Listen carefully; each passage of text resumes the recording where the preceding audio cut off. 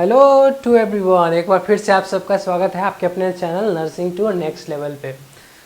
तो ये मेरा एसेंट हो गया लगता है, मैं बार बार बोलने के बाद इधर ही देखता हूँ। ठीक है, रोज ऑफ दैट कॉपी करके रखो इसको। तो आज का बोर्ड खाली लग रहा है। आप लोग सोच रहे हो कि क्या करने वाले आज हम लोग। तो आज हम लोग स्टार्ट करेंगे सबसे पहले क्या, anatomy and physiology, anatomy and physiology. इसके अंदर कौन सा क्या पढ़ने वाले हैं, इसके अंदर सिस्टम पढ़ने वाले हैं। सिस्टम तो कौन सा सिस्टम, डाइजेस्टिव सिस्टम। ये अगर काम नहीं किया तो आपका भी सिस्टम पार देगा। चलो डाइजेस्टिव सिस्टम देखेंगे हम लोग। राइटिंग समझ में आ रही है ना, नहीं समझ में आ रही तो बता देना। चलो ठीक है चलो क्या देखेंगे हम लोग आज, डाइजेस्टिव सिस्टम देखेंगे। क्या देखेंगे, डाइजेस्टिव सिस्टम। इसका दूसरा नाम भी हम लोग ये लिख सकते हैं डाइजेस्टिव सिस्टम का, क्या, गैस्ट्रो इंटेस्टाइनल, क्या, GIT, यानी गैस्ट्रो इंटेस्टाइनल, या सिस्टम लिख सकते हैं, या ट्रैक्ट, GIT सिस्टम। तो GIT सिस्टम इसको लिख सकते हैं हम लोग, दूसरा नाम GIT सिस्टम। GIT का मतलब क्या हो गया, गैस्ट्रो इंटेस्टाइनल, इसका दूसरा नाम सिस्टम। सिस्टम कर रहे हैं, सिस्टम पार देंगे, है ना। क्या बोल सकते हैं, सॉरी गैस्ट्रो इंटेस्टाइनल सिस्टम। तो देखो बेसिकली शॉर्ट में मैं बताऊं तो डाइजेस्टिव सिस्टम होता क्या है। तो इधर देखो, सारे इधर देखो। देखो हम लोग कहीं भी घूमने फिरने गए, कहीं भी पार्टी वार्टी करने गए, है ना, वहाँ पे जाके हमने देखा बहुत सारा मस्त मस्त खाना बना हुआ है। अगर हमने उसको खाया, क्या किया, उठाकर मुंह में डाला। मुंह में डालने के बाद जो प्रोसेस वहाँ से स्टार्ट हुआ उस खाने का जो प्रोसेस स्टार्ट हुआ कहाँ से, मुंह में डालने के बाद।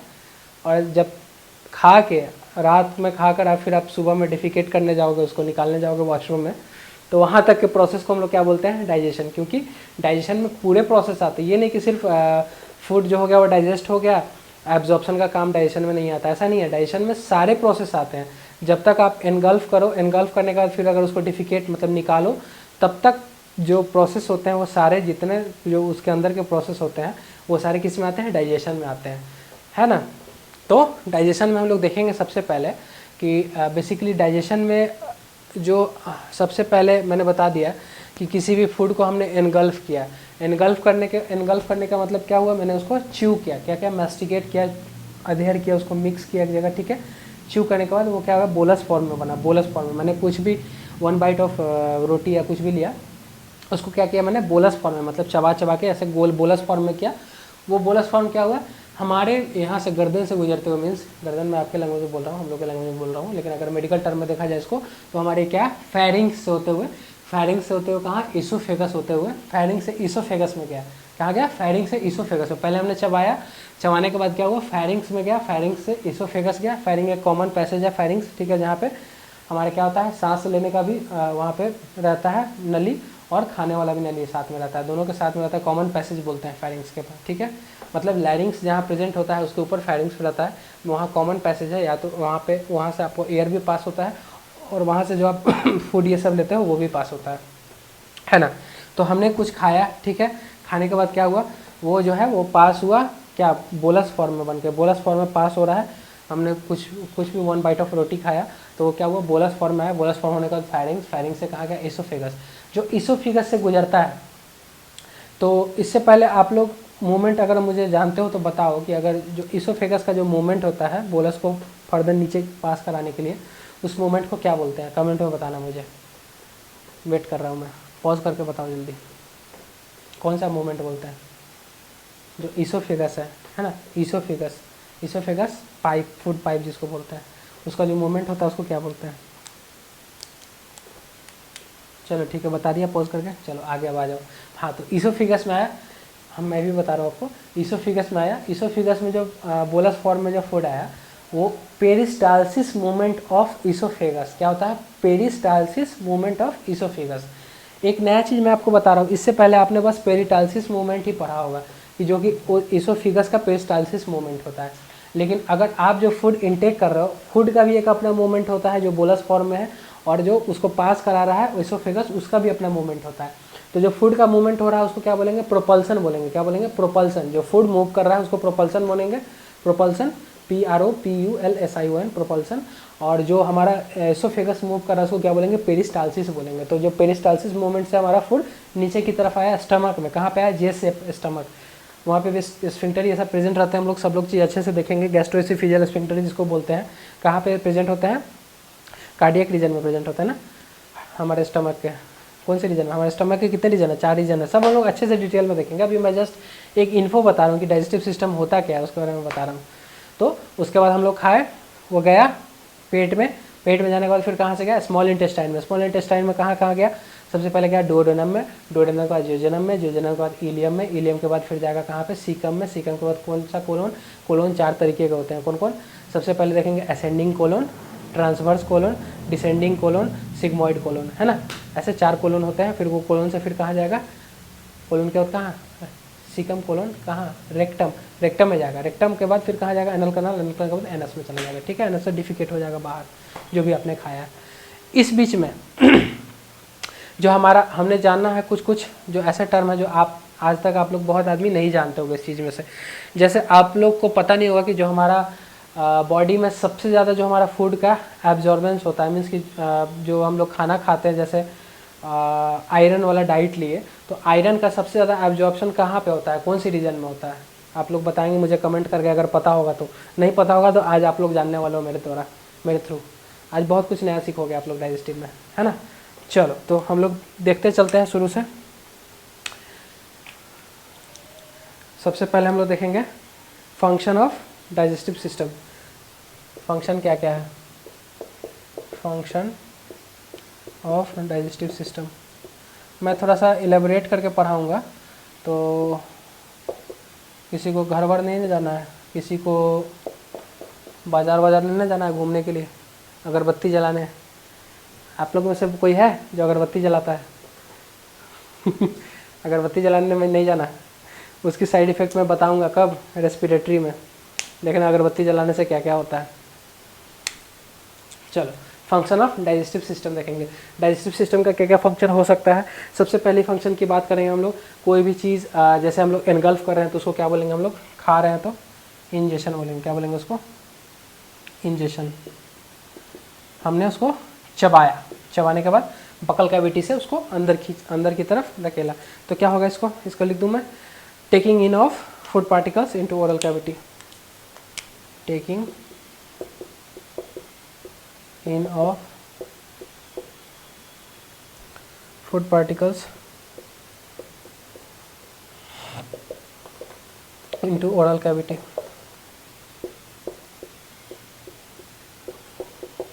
है ना, ठीक है।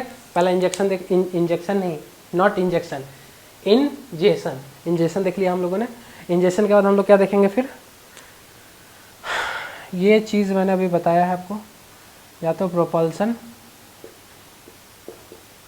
पहले प्रोपल्सन की बात कर लेते हम लोग। प्रोपल्सन मैंने बताया कि मूवमेंट ऑफ फूड पार्टिकल होता है। क्या होता है? Movement of food particle in GIT tract या इसोफेगस। पूरा नहीं, जीआईटी ट्रैक्ट की बात कर लेते हैं हम लोग, सिर्फ इसोफेगस क्यों? फूड पार्टिकल इन जीआई ट्रैक्ट, है ना। जीआई ट्रैक्ट में होता है प्रोपल्सन। इसी के अंदर, प्रोपल्सन के अंदर एक और चीज़ होता है जो कि क्या बोलते हैं हम लोग? प्रोपल्सन। और प्रोपल्सन हो गया जो मैंने बताया कि नॉर्मली हमारा जो इसोफेगस है या जो कोई भी हमारा इंटेस्टाइन है वो अपना एक मूवमेंट करता है, उसको क्या बोलते हैं हम लोग? पेरिस्टाल्सिस। क्या बोलते हैं? पेरिस्टाल्सिस। पेरिस्टाल्सिस, ये सब जानते थे आप लोग पहले से? मुझे बताना। पेरिस्टाल्सिस, पेरिस्टाल्सिस किसको बोलते हैं? Movement of GI tract, movement of GI tract कहाँ से कहाँ तक? फ्रॉम, स्टार्ट फ्रॉम, कहाँ से स्टार्ट फ्रॉम? कहाँ पे? एसोफेगस से कहाँ तक? एसोफेगस टू क्या, एनल कनाल।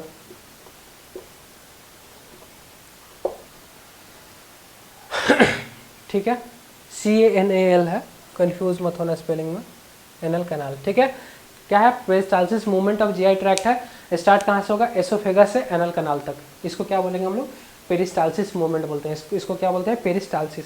पेरिस्टालसिस हम लोग देख लेंगे। उसके बाद हम लोग थोड़ा सा डाइजेशन पे चलते हैं, डाइजेशन पे चलते हैं। ठीक है, डाइजेशन के लिए ये लगता है मुझे ये स्लाइड को चेंज करना होगा, क्योंकि इसमें नहीं आएगा, क्योंकि डाइजेशन में जानने को बहुत कुछ है। ठीक है, तो इसको मैं रब कर रहा हूँ, लिख लो आप लोग।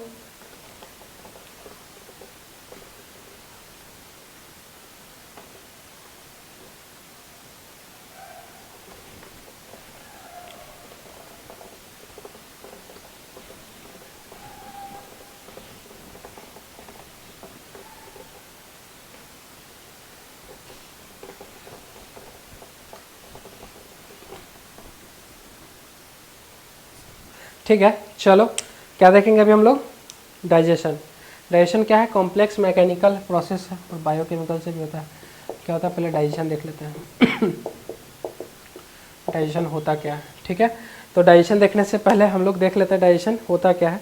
तो it is a complex mechanical and chemical process. क्या है, इट इज़ ए कॉम्प्लेक्स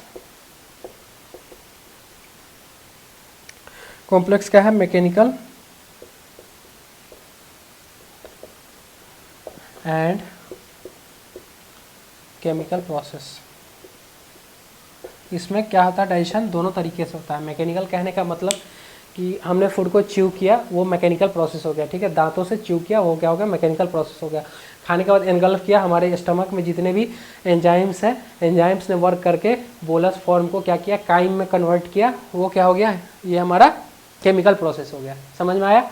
ठीक है, ये कॉम्प्लेक्स प्रोसेस है, जानना है, कॉम्प्लेक्स मैकेनिज्म है, लेकिन फिर भी जानना हम लोग को, ऐसा कुछ है नहीं। अब देखते हैं हम लोग एक चीज़ जो कि देखो, सबसे पहले हम लोग डाइट की अगर बात करते हैं, अगर कोई भी फूड अभी डाइजेशन देख रहे हैं हम लोग, तो थोड़ा सा हम लोग डाइट के बारे में जान लेते हैं। डाइट में आप और हम, एक क्वेश्चन है आप लोग के लिए, नोट करो और जल्दी से फटाक से आंसर दो कमेंट में। आप और हम डेली बेसिस लाइफ में सबसे ज़्यादा क्या ईट करते हैं, परसेंटेज क्या ईटिंग, जैसे मैक्रोन्यूट्रिएंट्स की बात कर रहे हैं हम लोग, प्रोटीन हो गया, कार्बोहाइड्रेट हो गया, फैट हो गया, सबसे ज़्यादा क्या खाते हो आप लोग एक दिन में, जल्दी से कमेंट करके बताओ। क्या खाते हो एक दिन में सबसे ज़्यादा, प्रोटीन, कार्बोहाइड्रेट, फैट, क्या खाते हो। चलो आ गया, थैंक यू जवाब देने के लिए। तो क्या खाते हैं हम लोग सबसे ज़्यादा, हम लोग सबसे ज़्यादा खाते हैं, देखिए ऐसे नॉर्मली तो हम लोग क्या खाते हैं, कार्बोहाइड्रेट 50 या 60% के अप्रॉक्स, मान के चलो 60 से 70, यानी हम लोग कार्बोहाइड्रेट की बात करें 60 to 70% पर डे हम लोग इंटेक करते हैं। फैट की बात करें, प्रोटीन की बात करें, फैट और प्रोटीन कम लेते हैं हम लोग इसके क्वांटिटी में। फैट हो गया आपका 15 से 30% मान के चलो, और प्रोटीन कितना हो गया 10 से 15%। सबसे कम कौन सा हो गया, सबसे कम हम लोग प्रोटीन लेते हैं, है ना। सबसे कम लीस्ट कौन सा प्रोटीन हम लोग लेते हैं पर डे के लाइफ, पर डे जैसे हम लोग खाना खाते हैं उस पर प्रोटीन की जो क्वांटिटी होती है वो सबसे कम होती है। सबसे ज़्यादा क्वांटिटी किसकी होती है, कार्बोहाइड्रेट की। CHO फॉर कार्बोहाइड्रेट हो गया, ये कार्बोहाइड्रेट हम लोग सबसे ज़्यादा खाते हैं। ठीक है, सॉरी, कार्बोहाइड्रेट हम लोग ज़्यादा खाते हैं, है ना, कार्बोहाइड्रेट हम लोग ज़्यादा खाते हैं। देखो अब सब चीज़, ये चीज़ भी देख लिया हम लोग, तो ये चीज़ भी थोड़ा सा जान लेते हैं कि कार्बोहाइड्रेट जो टूटता है, कार्बोहाइड्रेट तो हम लोग इंटेक करते हैं, लेकिन हमारा बॉडी एब्जॉर्ब किसको करता है, इसको तोड़ने के बाद क्या बनता है, मोनोसैकेराइड बनता है। क्या बोलता है, मोनोसैकेराइड। ये सारी चीज़ें हम लोग न्यूट्रिशन में अच्छे से देखेंगे, अभी थोड़ा बहुत जान लेते हैं। फैट किस में बनेगा, फैटी एसिड प्लस ग्लिसरॉल बनता है, ऐसा कुछ, फैटी एसिड प्लस ग्लिसरॉल, इसमें ब्रेकडाउन होता है ये, है ना। प्रोटीन अमीनो एसिड में,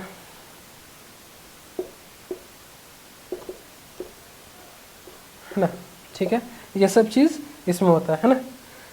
चलो ये सारा ब्रेकडाउन हम लोगों ने देख लिया कि ये सब जो चीज़ हम लोग इनटेक करते हैं, फर्दर आगे ब्रेकडाउन होकर क्या एब्जॉर्ब होने जाता है, तो क्या बनता है, कार्बोहाइड्रेट मोनोसेकेराइड में ऑब्जर्व होता है, फैट जो है फैटी एसिड में होता है या glycerol, fatty acid plus glycerol, amino acid किसमें, प्रोटीन में। ठीक है, आगे देखते हैं हम लोग CHO यानी carbohydrate, CHO community health officer नहीं। अब देखो एक एडिशनल पॉइंट, एक चीज़ और है, ऐसे मैं बहुत सारे फैक्ट आपको बताते चलूँगा डाइजेशन के अंदर ही, फिर डाइजेशन के बाद हम लोग जो प्रोसेस देखेंगे सो देखेंगे। देखो ठीक है,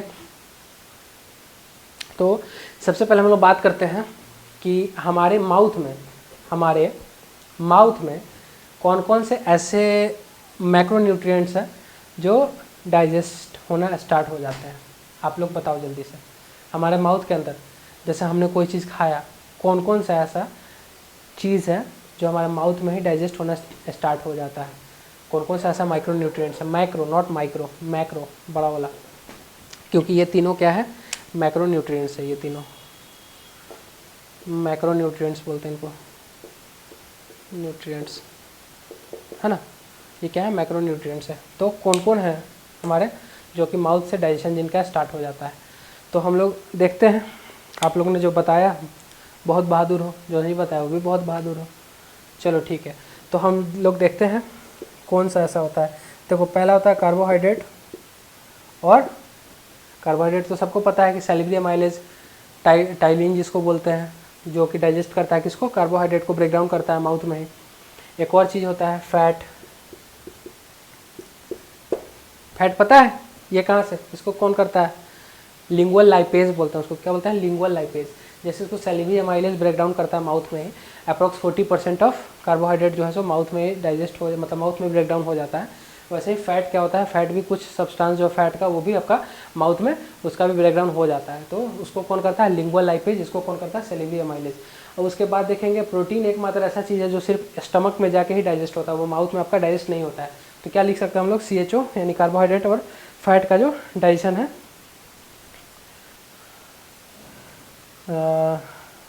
सीधा लिख सकते हैं digestion of fat, digestion start at oral cavity, oral cavity है ना। कार्बोहाइड्रेट फैट जो इसका जो डाइजेशन होता है वो ओरल कैविटी में ही स्टार्ट हो जाता है ना, ठीक है कार्बोहाइड्रेट और फैट का। देन देखेंगे हम लोग प्रोटीन का, जो मैंने बताया वो भी लिख देते हैं कि प्रोटीन डाइजेशन कहाँ स्टार्ट होता है, तो protein digestion start at stomach,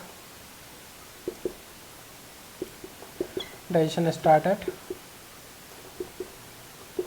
stomach है ना बाबू लोग, स्टमक में स्टार्ट होगा प्रोटीन का डाइजेशन है ना। प्रोटीन का डाइजेशन कहाँ होगा, स्टमक में स्टार्ट होगा।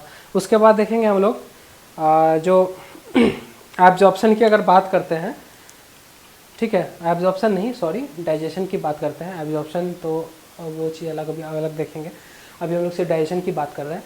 तो maximum amount of protein, fat और क्या, कार्बोहाइड्रेट, क्या होता है, प्रोटीन, फैट और कार्बोहाइड्रेट, या कार्बोहाइड्रेट, फैट एंड प्रोटीन कहाँ पे मैक्सिमम अमाउंट में डाइजेस्ट होगा। तो लिख सकते हैं हम लोग यहाँ पे, ऐसे बता दो कहाँ पे, आप लोग को अगर पता है तो मैक्सिमम डाइजेशन कहाँ पे होता है, डुओडेनम में होता है, स्मॉल इंटेस्टाइन के। तो मैं लिख देता हूँ यहाँ पे मैक्सिमम डाइजेशन ऑफ क्या, carbohydrate, CHO, fat and protein कहाँ पे होता है, ये is in small intestine. Small intestine के कौन से पार्ट में, इंटेस्टाइन कौन से पार्ट में, डुओडेनम, डुओडेनम, ठीक है समझ में आ रही है क्या मैं बोलना चाह रहा हूँ, कि मैक्सिमम डाइजेशन जो होता है किसका, कार्बोहाइड्रेट, फैट और प्रोटीन का कहाँ पे होगा, स्मॉल इंटेस्टाइन जो कि डुओडेनम में होता है। ठीक है, इतना आप लोग जल्दी से लिखो, मैं आपको टाइम दे रहा हूँ तुरंत। लिखा जल्दी से, चलो लिखो लिखो लिखो जल्दी लिखो। चलो मिटा रहा हूँ मैं इसको मिटाते मिटाते मेरे मन में कुछ क्वेश्चन उठा है, पूछूं, बोलो आप लोग, बोलोगे तभी पूछूंगा। अब पूछो कौन सा सवाल है। देखो सवाल ये है कि हमारे डाइट में मीन्स कि जो हम लोग खाते हैं या खाएंगे उसमें सबसे ज़्यादा प्रोटीन वाला सोर्स वाला डाइट कौन है, जिसमें सबसे ज़्यादा प्रोटीन हो। मैं बैलेंस प्रोटीन की बात नहीं कर रहा हूँ, मैं सबसे ज़्यादा प्रोटीन किस में है। ऑप्शन है एग, ऑप्शन है फिश, ऑप्शन है चिकन, ऑप्शन है सोयाबीन।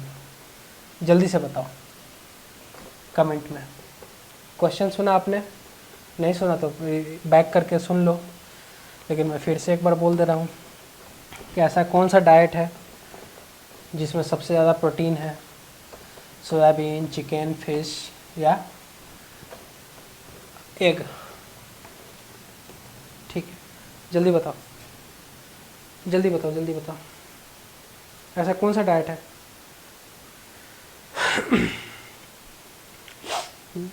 अब देखो नहीं बता दिए। अब सुनो, इधर इधर आओ, सारे इधर आओ। देखो सबसे रिचेस्ट प्रोटीन वाला का डाइट की हम लोग बात करते हैं, क्या सबसे रिचेस्ट प्रोटीन वाला डाइट मीन्स कि रिचेस्ट प्रोटीन डाइट की अगर हम लोग बात करते हैं तो वो कौन है? सोयाबीन। क्या है? सोयाबीन। सोयाबीन में सबसे ज़्यादा प्रोटीन, अगर सबसे ज़्यादा प्रोटीन 46 के अप्रॉक्स होता है, 46% के आसपास, तो इस किस में होता है 46 ग्राम, सॉरी, तो किस में होता है? सोयाबीन। ठीक है, अगर वही हम लोग बैलेंस्ड एक रेफरेंस बेस्ट रेफरेंस प्रोटीन की अगर बात करें, क्या बेस्ट रेफरेंस प्रोटीन की बात करें तो वो किस में होगा? एग में। अगर बेस्ट रेफरेंस वाला प्रोटीन मीन्स की जो इजी टू यूज़ कन्वीनियंट हो, मीन्स कहीं भी आप लोग खा लो, एक एग खा लो, उसी में इतना प्रोटीन मिल जाएगा आपको, है ना। तो बेस्ट रेफरेंस प्रोटीन की अगर बात करें तो इसीलिए इसको एग को कंसिडर किया जाता है। यह सबसे बेस्ट रेफरेंस प्रोटीन है। इसको मैं ऐसे ऐसे टिक कर देता हूँ। ठीक है, ये क्या है? बेस्ट रेफरेंस प्रोटीन है। कौन है? Egg. Richest source of protein की अगर रिचेस्ट सोर्स ऑफ प्रोटीन मैंने बता दिया कि सोयाबीन होता है। बेस्ट रेफरेंस प्रोटीन मैंने बता दिया एग होता है। उसका richest source of vitamin C की अगर बात करें, इसे में लगे हाथ मेरे को याद आ गया तो मैं बता दूं, richest source of vitamin C या विटामिन सी कौन है, पता है आपको? कौन सा है विटामिन सी का रिचेस्ट सोर्स? कौन सा है? ऑरेंज नहीं, आंवला। आंवला का इंग्लिश में नाम क्या है? अंग्रेजी नाम, अंग्रेजी नाम क्या है पता है? इंग्लिश की नेम क्या है इसकी? गूज बम्प्स नहीं, गूसबेरी, है ना, इंडियन गूसबेरी, इंडियन गूज। इंडियन लोग घूस ज़्यादा लेते हैं इसलिए इंडियन गूसबेरी हो गई है ना। आंवला क्या हो गया? इंडियन गूसबेरी बोलते हैं उसको।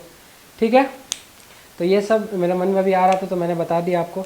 ठीक है, एब्जॉर्प्शन की बात करते हैं हम लोग फिर। एब्जॉर्प्शन, इससे पहले हम लोग डाइजेशन देख लिया था, तीसरे नंबर पे था वो। चौथे पे हम लोग एब्जॉर्प्शन देखते हैं। एब्जॉर्प्शन क्या होता है? एब्जॉर्प्शन, एब्जॉर्प्शन देखते हैं। ठीक है, देखो डाइजेशन में मेजर साइट कौन था? डाइजेशन का डुओडेनम था। एब्जॉर्प्शन का मेजर साइट कौन है? कौन है? कमेंट करके जल्दी बताओ। जियोजेनम। क्या है? जियोजेनम। तो मेजर साइट क्या है? Major site of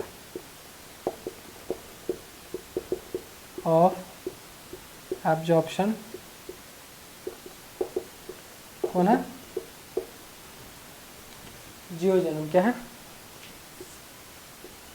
जियोजेनम, जियोजेनम। क्या है?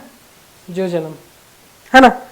मेजर साइट ऑफ जियोजेनम होता है, सॉरी जियोजेनम नहीं होता है, जियोजेनम। ठीक है, GE जेनम, जियो जेनम,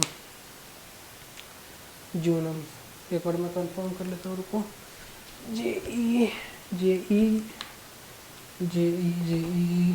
गलती लिख दिया मैंने, गलत। ठीक है, होता है कभी जे जूनम। ठीक है, ये हो गया इसका स्पेलिंग, जे जूनम बोलते हैं उसको। ठीक है, जियो जेनम नहीं बोलते हैं, जे जूनम बोलते हैं। ठीक है, जे जूनम हो गया ये। ठीक है, चल अब एब्जॉर्प्शन की बात कर रहे हैं हम लोग, तो एक स्पेशल एब्जॉर्प्शन देखेंगे हम लोग, किसकी? आयरन की। किसकी? आयरन की। स्पेशल एब्जॉर्प्शन किसकी देखेंगे? आयरन की देखेंगे। तो ठीक है, पहले इतना लिख लो आप लोग, फिर इसको रब करके हम लोग आगे वाले स्लाइड में देखते हैं। क्योंकि स्लाइड में कंप्लीट नहीं हो पाएगा। चलो लिख लिया, मैं मिटा रहा हूँ इसको।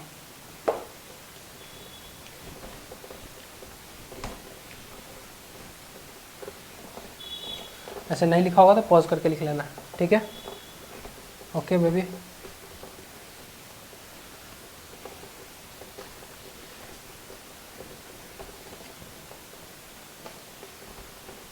चल let's go, come on come on guys. चलो कहाँ चलो, अब देखते हैं हम लोग स्पेशल एब्जॉर्प्शन का कंडीशन। किसका? एब्जॉर्प्शन में देख रहे थे हम लोग। स्पेशल एब्जॉर्प्शन किसका होता है? स्पेशल एब्जॉर्प्शन ऑफ आयरन देख लेते हैं। आयरन का एब्जॉर्प्शन कैसे होता है, ठीक है? सबसे पहले हम लोग देखेंगे, हम लोग आयरन जो भी इंटेक करते हैं बॉडी के लिए, तो वो कौन से फॉर्म में इंटेक करते हैं? आपको पता है? नहीं, हम लोग कौन से फॉर्म में आयरन को इंटेक करते हैं? फेरस, फेरिक, कौन सा? अगर पता हो तो बताना। देखो सबसे पहले हम लिखते हैं आयरन कौन सा फॉर्म है? Fe3+। क्या हो गया? Fe3+ में हम लोग उसको इनटेक करते हैं, ठीक है? जिसका क्या नाम है? फेरिक। क्या बोलते हैं इसको? फेरिक। क्या बोलेंगे इसको? फेरिक। FERRIC, फेरिक बोलते हैं। फेरिक वाले फॉर्म में हम लोग इसको इनटेक करते हैं। इसका रिचेस्ट सोर्स क्या है? रिचेस्ट सोर्स आयरन का क्या है? जल्दी बताओ। नहीं पता? पालक बताओ। Dark green leafy vegetable. इतना आसान तो था यार, पालक। तुम बालक लोग पालक खाते हो, फिर भी ये नहीं बता पाए। चलो कोई नहीं, ठीक है। हम लोग इस चीज़ में इसको इनटेक करते हैं, फिर आगे इसका कैसे ब्रेक डाउन होता है हम लोग इसका मैकेनिज्म देख लेते हैं, ठीक है? तो हम लोग सबसे पहले नीचे में लिखते हैं क्या? स्टमक के अंदर देखो हम लोगों ने क्या खाया? इन स्टमक में क्या गया? खाया हमने, इनटेक किया। इनटेक करने के बाद क्या गया? हमारा पेट में गया कौन सा? Fe3+ गया, है ना? Fe3+ गया। Fe3+ जाने के बाद जो हमारे जो स्टमक में जो एंजाइम होते हैं, कौन कौन से होते हैं? HCl होते हैं, जिसको हम लोग क्या बोल सकते हैं? फेरिक रिडक्टेज बोलते हैं इसको। फेरिक रिडक्टेज बोल सकते हैं। फेरिक रिडक्टेज मीन्स कि फेरिक रिडक्टेज का मतलब कि जो एक इसमें से क्या करेगा? इसको माइनस कर देगा। HCl मीन्स क्या हो जाएगा? Fe2+ हो जाएगा। ये क्या बन जाएगा? Fe2+। क्या बना? Fe2+ बना। क्या बना ये? Fe2+, जिसको हम लोग क्या बोलेंगे? फेरस के फॉर्म में ये आया, ठीक है? कौन किया इसको? HCl किया। जो हमारे पेट में जो भी HCl जो हाइड्रोक्लोरिक गैस, ये गैस बोल रहा हूँ सॉरी, जो क्या बोलते हैं, जो एसिड होते हैं हमारे पेट में, जो HCl प्रेजेंट होते हैं, उसने क्या किया कि इसमें से एक फेरिक को तोड़ दिया, मीन्स एक को हटा दिया। फेरिक रिडक्टेज बोलते हैं इसको। स्टमक के अंदर खाने हम लोग खाए तो इस फॉर्म में Fe3+ फॉर्म में, लेकिन पेट में जाने के बाद क्या बन गया? ये Fe2+ के फॉर्म में ये बन गया। किस फॉर्म में बन गया? फेरस, ठीक है? ये एब्जॉर्ब कहाँ होगा फिर खाने के बाद? सॉरी वायर, एब्जॉर्ब कहाँ होगा? ये एब्जॉर्ब एट कहाँ होगा? डुओडेनम। कहाँ एब्जॉर्ब होगा ये? डुओडेनम। ये मैं बोर मत होना, ये मैं स्पेशल एब्जॉर्प्शन बता रहा हूँ। जो एब्जॉर्प्शन हम लोगों ने पढ़ा है कि स्टमक के अंदर एब्जॉर्प्शन होता है, तो एक कंडीशन में बता रहा हूँ कि कैसे एब्जॉर्प्शन होता है। आप अगर आयरन का एग्जांपल लेके चलो तो क्या होगा? ये एब्जॉर्ब होगा कहाँ पे? डुओडेनम में, ठीक है? डुओडेनम में एब्जॉर्ब होने के बाद क्या हुआ? ये डुओडेनम से कहाँ जाएगा? ये फिर एब्जॉर्ब होने के बाद स्टोर इनटू कहाँ पे? दारू पीने से क्या खराब होता है? लीवर। कितना आ जाएगा? Up to 1 gram. Up to 1 gram, 1 gram तक ये स्टोर हो सकता है लीवर, है ना? ठीक है, ये चीज़ तो हम लोग देख लिए। ऐसे ऐसे इसका प्रोसेस है। डाइजेस्ट हो गया, देखो एब्जॉर्ब भी हो गया, जाके लीवर में घुस भी गया, वो आराम से चिल मार रहा है वहाँ पे सो के। अब देखेंगे हम लोग कि आयरन रेगुलेटर किसको बोलते हैं, which is known as iron regulator. तो आयरन रेगुलेटर किसको बोलते हैं, जो आयरन को रेगुलेट करे। आयरन की हम लोग बात करें तो थोड़ा सा आयरन के बारे में जान लेते हैं। हेप्सिडिन बोलते हैं, क्या बोलते हैं उसको, hepcidin is known as iron regulator. क्या बोलते हैं इसको, आयरन रेगुलेटर। हेप्सिडिन क्या बोलते हैं, आयरन को रेगुलेट करता है हमारे बॉडी में, ठीक है। हेप्सिडिन क्या नाम है उसका, रेगुलेटर का, हेप्सिडिन। जैसे हम लोग गैस से खाना बनाते हैं तो उसमें भी एक रेगुलेटर लगा रहता है, उसको रेगुलेट करते हैं ना हम लोग, कम ऐसे करेंगे तो बंद हो जाएगा, नीचे की तरफ ऊपर करेंगे तो चालू हो जाएगा, है ना। तो वैसे ही ये हेप्सिडिन हो गया, आयरन रेगुलेटर हो गया हमारे बॉडी में। जो आयरन हमारे लीवर में जाके स्टोर हो गया, तो स्टोर्ड फॉर्म ऑफ आयरन किसको बोलेंगे, स्टोर्ड फॉर्म ऑफ आयरन किसको बोलेंगे, स्टोर्ड फॉर्म ऑफ आयरन कौन होगा, जल्दी बताओ क्या होगा, ferritin. Ferritin stored form of iron कौन होगा, फेरिटीन। जो आयरन जाके स्टोर हो गया कहाँ पे, लीवर में, उसको क्या बोलेंगे, फेरिटीन। अगर स्टोर हो गया जाके कहीं पे, वो बस गया, रह गया, घर वर बसा लिया आपने, तो क्या बोलेंगे उसको, फेरिटीन। देख लेता हूँ मैं फ्रेम में आ रहा है कि नहीं आ रहा है, ठीक है, फ्रेम में आ रहा है, फेरिटीन बोलेंगे, क्या उसको बोलेंगे, फेरिटीन, है ना। चलो स्टोर फॉर्म में ये हो गया। अब देखो, अब एक चीज़, एक इसको लिख लेना पूरा। चलो आओ, अब एक कंडीशन मैं बता रहा हूँ कि आप लोग कोई कम्युनिटी विजिट पे गए, ठीक है। मैं कंडीशन लेके एक क्वेश्चन पूछ रहा हूँ आपसे, उसको बताना आप लोग, पता होगा तो, नहीं तो मैं बताने ही वाला हूँ। आप कोई कम्युनिटी विजिट पे गए, है ना, आपने क्या किया, कम्युनिटी विजिट पे गए, आपने वहाँ पे जाके किसी पेशेंट का हेल्थ असेसमेंट किया, ठीक है। हेल्थ असेसमेंट किया, उसमें आपको असेसमेंट करना है उस पेशेंट के अंदर के आयरन का, कि उस पेशेंट में कौन सा आयरन है, कौन सा आयरन है, क्या है। तो मैं लिख देता हूँ एक बार, आप लोग गए कहाँ पे, इन कम्युनिटी,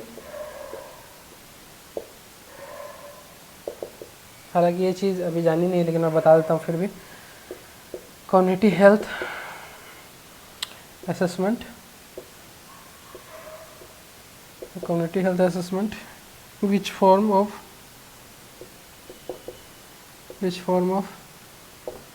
iron is assessed। देखो नॉर्मली हमारे आपके बॉडी में कहीं भी आयरन सेमी प्रेजेंट रहता है, कोई भी पेशेंट हो, तो ये इस क्वेश्चन से कहने का ये मतलब है कि हमारा जो ब्लड जो होता है, ब्लड को अगर हम लोग निकालें उसके अंदर हम लोग अगर आयरन खोजेंगे तो वो कहाँ मिलेगा और किस फॉर्म में मिलेगा। तो देखो हम लोग देख लेते हैं। सबसे पहले हम लोग क्या करेंगे, एक वायल में ब्लड को निकालेंगे ऐसे, ठीक है, टेस्ट ट्यूब है, इसमें क्या किया हमने, ब्लड को निकाला, ब्लड को निकालने के बाद इसमें क्या किया, रख दिया।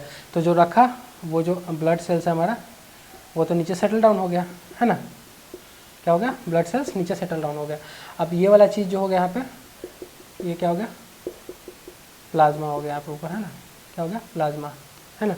तो मैं लिख देता हूँ, ये क्या हो गया, प्लाज्मा, और ये क्या होगा, मैंने ब्लड में पढ़ा रखा है आपको, ऐसा क्यों होता है देखो। और मैंने ये भी चीज़ आपको बताया था कि प्लाज्मा में क्या होते हैं, प्लाज्मा में क्या प्रेजेंट होते हैं, क्लॉटिंग फैक्टर प्रेजेंट होते हैं, कितने, 13 क्लॉटिंग फैक्टर प्लाज्मा में प्रेजेंट होते हैं, है ना। तो देखो अब ये चीज़ हमने रखा एक टेस्ट ट्यूब में ब्लड को, और हमें जानना है कि हमारे बॉडी में जो आयरन है वो कहाँ पे हमें मिलेगा और किस फॉर्म में मिलेगा आयरन, क्योंकि हम लोगों ने ब्लड में भी पढ़ा था तो आयरन के बारे में नहीं जाना था कि आयरन कहाँ मिलता है हमारे ब्लड में। तो देख लो, मैं इसलिए इस क्वेश्चन से मैं आपको बता रहा हूँ। तो देखो ये हमारा बेसिकली ब्लड हो गया, जहाँ पे आपका ये नीचे वाला जितना हो गया ये ब्लड सेल्स हो गया, ऊपर वाला प्लाज्मा हो गया, ठीक है, प्लाज्मा। अब प्लाज्मा में से हम लोग, इस प्लाज्मा में क्लॉटिंग फैक्टर भी होगा, इस प्लाज्मा में से हम लोग क्लॉटिंग फैक्टर माइनस कर दें, क्या कर दें, क्लॉटिंग फैक्टर हटा दें।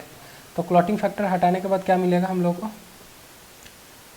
क्या मिलेगा, जो मिलेगा वही फेरिन होगा, मतलब ट्रांसफेरिन होगा, ट्रांसफेरिन बोलो या फेरिटीन बोलो, क्या होगा, सीरम मिलता है। कोई भी प्लाज्मा में से आप क्लॉटिंग फैक्टर को हटा दो तो क्या मिलता है वहाँ पे, सीरम मिलता है, क्या मिलता है, सीरम। तो यहाँ पे सीरम मिला, तो सीरम के साथ क्या मिल गया, फेरिटीन, फेरिटीन क्या मिला, सीरम फेरिटिन, यही मिला, यहाँ फाइंड होगा। कहाँ पे फाइंड होगा? यहीं पे कहीं पे। जब क्लॉटिंग फैक्टर को हम हटा देंगे प्लाज्मा में से तो क्या मिलेगा? सीरम फेरिटिन मिलेगा। ये चीज़ें अगर आपको नहीं समझ में आ रही है तो आप प्लीज़ मेरा जाके एक बार ब्लड वाला लेक्चर देखिए, अच्छे से समझिए, ये कॉन्सेप्ट आपको समझ में आ जाएगा। कि हमने बताया था उसमें आपको कि ब्लड में क्या होते हैं, 45% ब्लड सेल्स प्रेजेंट होते हैं, 55% प्लाज्मा प्रेजेंट होते हैं। प्लाज्मा में भी क्लॉटिंग फैक्टर, प्रोटीन, ये सारे प्रेजेंट होते हैं। जिस वजह से हमने प्लाज्मा में से क्लॉटिंग फैक्टर को हटा दिया, सिर्फ प्रोटीन ये सबको रखा, तो क्या बना? सीरम फेरिटिन, सीरम बन जाता है। ठीक है, इसी सीरम से हम लोग बहुत सारे टेस्ट करते हैं, ब्लड के जो भी रिपोर्ट आते हैं। आयरन टेस्ट भी कर सकते हैं हम लोग इससे, है ना? ठीक है। चलिए फिर आगे देखते हैं हम लोग।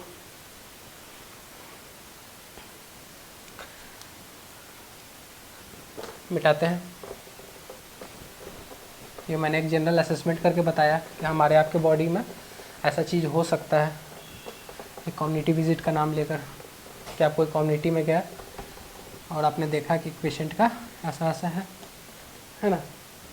ठीक है, फिर हम लोग आगे बढ़ते हैं। आगे क्या देखेंगे हम लोग?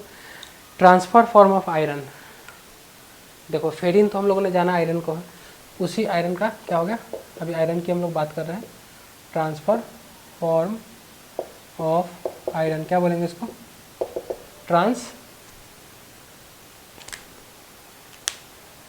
क्या बोलेंगे इसको?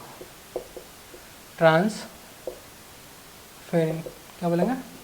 Transferrin, transfer form of iron, फेरिन को ट्रांसफर करना। ठीक है, ट्रांसफर किया तो क्या बोलेंगे? ट्रांसफेरिन।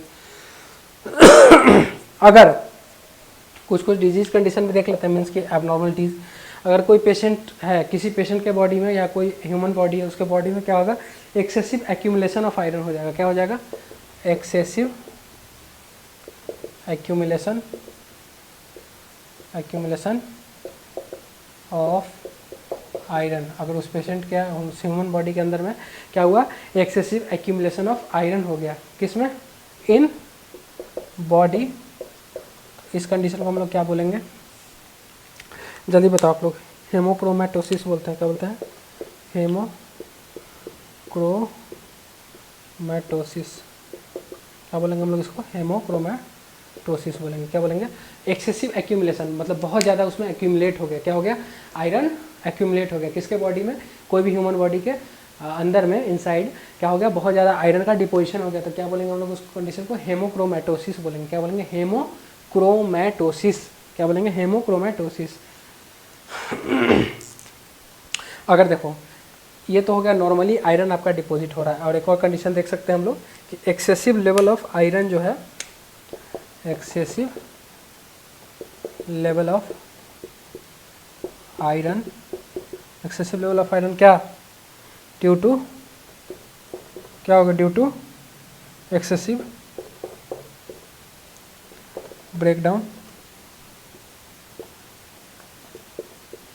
ब्रेकडाउन ऑफ आरबीसी, है ना? तो क्या होगा? इस कंडीशन को क्या बोलेंगे हम लोग? हेमोसिडोरोसिस। हेमोसिडोरोसिस। रुको मैं बता रहा हूँ, कंफ्यूज मत होना, टेंशन मतलब सब बताऊंगा मैं। देखो इसमें क्या हो रहा था? Accumulation of iron in body, मतलब आप आयरन ज़्यादा इंटेक कर रहे होगे, कोई एक ऐसा कंडीशन होगा जिसके कारण आपका आयरन जमा हो जा रहा है बॉडी में। लेकिन ये ऐसा कंडीशन है कि आपके जो आरबीसी जो सेल है वो ब्रेकडाउन हो गए, सारे ब्रेकडाउन मतलब सारे खराब होकर क्या हो रहे हैं? एक आयरन का एक स्टोर बना रहे हैं, जहाँ पे पूरा आयरन स्टोर हो रहा है। सारा टूट के ब्रेकडाउन हो गया आरबीसी, क्या हो रहा है? उसमें से आयरन निकल के एक स्टोर हो रहा है। क्योंकि आरबीसी में हमें पता है कि हेमोग्लोबिन प्रेजेंट होता है। हेमोग्लोबिन में क्या प्रेजेंट होता है? आयरन प्रेजेंट होता है ना, हम लोग जानते हैं। तो क्या होगा? हेमोसिडोरोसिस बोलते हैं। तो क्या बोलते हैं? हेमोसिडोरोसिस। ये सब टर्म सब थोड़ा बहुत जानना है, मैंने आपको बता रखा है। आरबीसी मैंने बताया है कि आरबीसी के अंदर क्या होता है? हेमोग्लोबिन होता है, हीमोग्लोबिन। और हीमोग्लोबिन के अंदर क्या होता है? आयरन होता है, प्रोटीन भी होता है।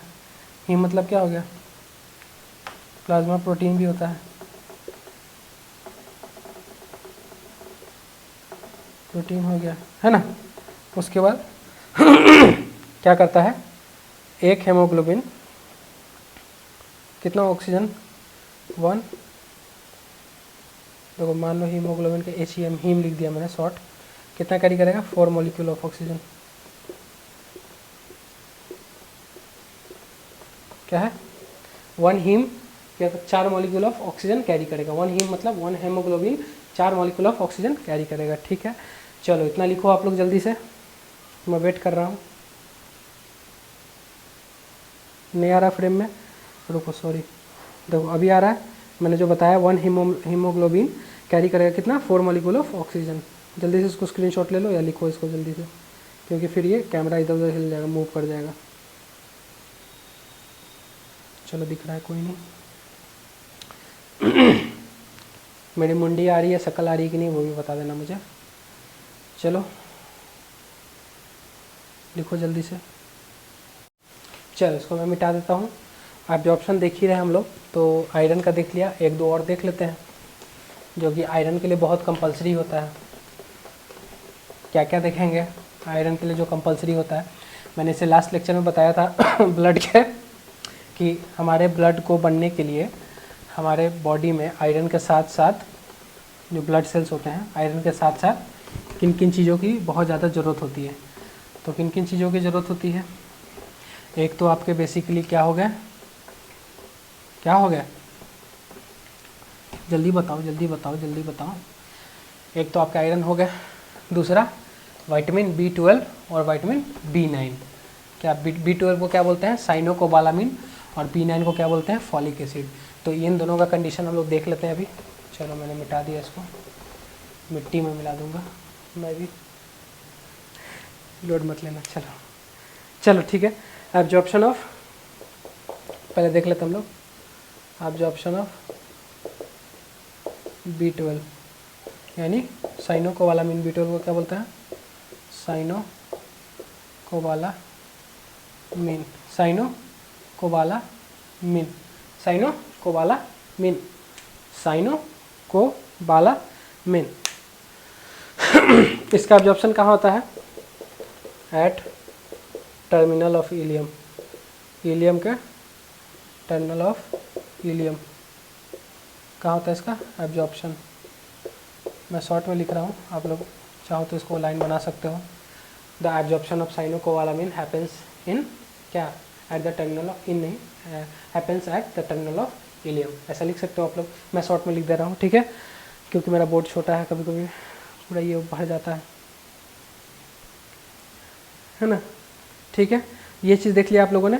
उसके बाद हम लोग देखेंगे एब्जॉर्प्शन विटामिन B12 का देख रहे हैं, मतलब विटामिन B12 के बारे में थोड़ा सा जान रहे हैं।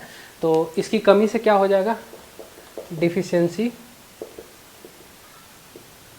Of B12 causes what, pernicious anaemia का टाइप है ये, एनीमिया। अब ये मत पूछना ये होता क्या है, ये मैं हेमेटोलॉजिकल डिसऑर्डर में बहुत अच्छे से ये सब सारे चीज़ों को मैं डील करने वाला हूँ। पहले फ़िलहाल तो सारा सिस्टम ख़त्म कर दूंगा, उसके बाद जो भी डिजीज़ MSN वाले टॉपिक है विद इन 2 to 3 months वो भी स्टार्ट कर दूंगा, है ना। पर्निशियस एनीमिया हो गया ये, ठीक है। डिफिशियंसी ऑफ B12 कॉजेज क्या, पर्निशियस एनीमिया। इसके बाद देखेंगे हम लोग कि एक इसकी डिफिशियंसी को जानने के लिए हम लोग एक टेस्ट करते हैं। टेस्ट कौन सा करते हैं, शिलिंग टेस्ट बोलते हैं। क्या बोलते हैं, SCHILLING, क्या बोलते हैं, Schilling. Schilling test is used for to detect the level of B12 in body, है ना। क्या बोलेंगे, शिलिंग टेस्ट बोलते हैं, तो क्या बोलते हैं, शिलिंग टेस्ट, है ना। चल तो डायग्नोसिस हो गया, मतलब ये डायग्नोसिस एक तरह का है। लेवल जानने के लिए हम देखते हैं B12 में कितना लेवल है, डिफिशियंसी कितना है बॉडी में हमारे। चलो तो उसके बाद थोड़ा सा अभी B9 देख लेते हैं। B9 नीचे में आ जाना चाहिए, दूसरे जगह लिखने की ज़रूरत नहीं है। B9 की बात करते हैं, आयरन की बात करें तो थोड़ा सा सब लोग जान लेते हैं। इसको फॉलिक एसिड बोलते हैं। क्या बोलते हैं, फॉलिक एसिड। फॉलिक एसिड में क्या जानना है, फॉलिक एसिड क्या है, इसका एब्जॉर्ब कहाँ होता है, ये एब्जॉर्ब एट, इसका एब्जॉर्प्शन कहाँ होता है। देखो इसका एब्जॉर्प्शन एक कंडीशन है। अगर आप कोई कॉम्पिटिटिव एग्ज़ाम दे रहे हो, अगर आप अच्छे से नॉट सेट ये सब दे रहे हो, तो उसमें कभी कभी 2 ऑप्शन आ जाते हैं, एक जो जन्म भी आते हैं, एक डोडेनम भी आते हैं, ठीक है।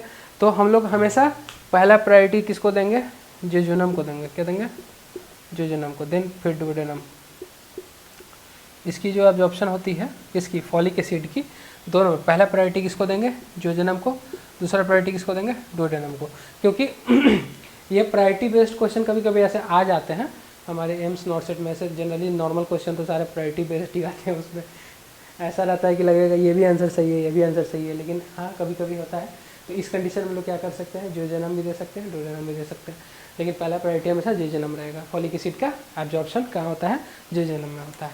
ठीक है, एक और चीज़ देख लो कैल्शियम जो हो गया, कैल्शियम कहाँ एब्जॉर्ब होगा, एब्जॉर्ब एट, उससे हट के आइए कहाँ पे होगा, ये डुओडेनम में होता है। और जो रिच सोर्स ऑफ कैल्शियम क्या है, मिल्क, मिल्क से ज़्यादा कोई रिच सोर्स नहीं है कैल्शियम का। देख लो एब्जॉर्प्शन में इतना चीज़ हम लोग देख लिए, एडिशनल पॉइंट है ये सारा।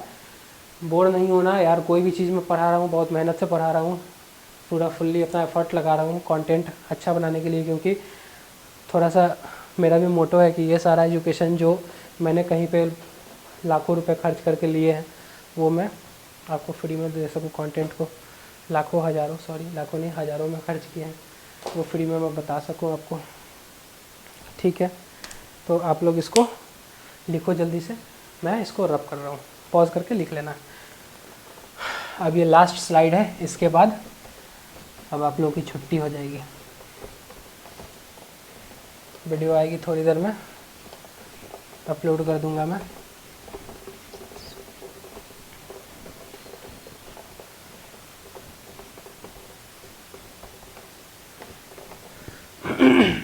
चलो नाइस, ओके देन अब हम लोग चलते हैं। जो वहाँ पे छोड़ा था हम लोगों ने, क्या क्या छोड़ा था एब्जॉर्प्शन के बाद, एसिमिलेशन छोड़ा था। एसिमिलेशन, एसिमिलेशन क्या होता है, वापस आते हैं अपने टॉपिक पे। एसिमिलेशन, एसिमिलेशन किसको बोलते हैं, एसिमिलेशन क्या हो गया, basically utilization of absorb food हो गया। क्या हुआ, यूटिलाइजेशन ऑफ एब्जॉर्ब्ड फूड, इसको क्या बोलेंगे, एसिमिलेशन। एसिमिलेशन के बाद फिर लास्ट टॉपिक, मतलब किस में, प्रोसेस में कौन सा टॉपिक है लास्ट, एलिमिनेशन। आपने एलिमिनेट कर दिया, जो भी खाया उसको बाहर निकाल दिया, तो ये क्या हो गया, एक्सक्रीशन, एक्सक्रीशन CREATION होता है ना, सॉरी चेक कर लेना, एक्सक्रिएशन EXCREATION, हाँ excretion of waste product from where, human body. ठीक है, एक्सक्रिएशन ऑफ वेस्ट प्रोडक्ट या waste material from human body. ठीक है, तो आज के लिए इतना ही रहने देते हैं।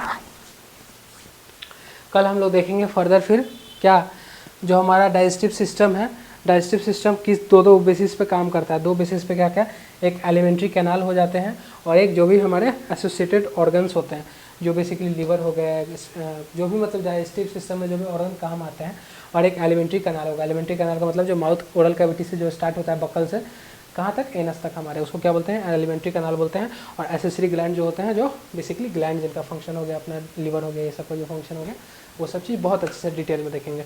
ठीक है, तो आज के लिए इतना ही काफ़ी है, मिलते हैं कल फिर एक अच्छे से क्या लेक्चर को लेके आपके सामने पेश करते हैं। और नर्वस सिस्टम जो है वो थोड़ा सा रुका हुआ है, उस पर मैं सोच रहा हूँ काम करूँ।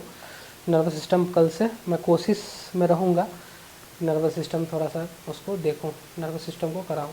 नर्वस सिस्टम हो गया, और नर्वस सिस्टम के बाद क्या, फंडामेंटल में पोजीशन स्टार्ट करने वाला हूँ, मे बी कल से पोजीशन आएंगे। ठीक है, तो आप लोग अच्छे से यूँ ही हंसते रहिए, मुस्कुराते रहिए और देखते रहिए nursing to next level. Bye, good bye सबको।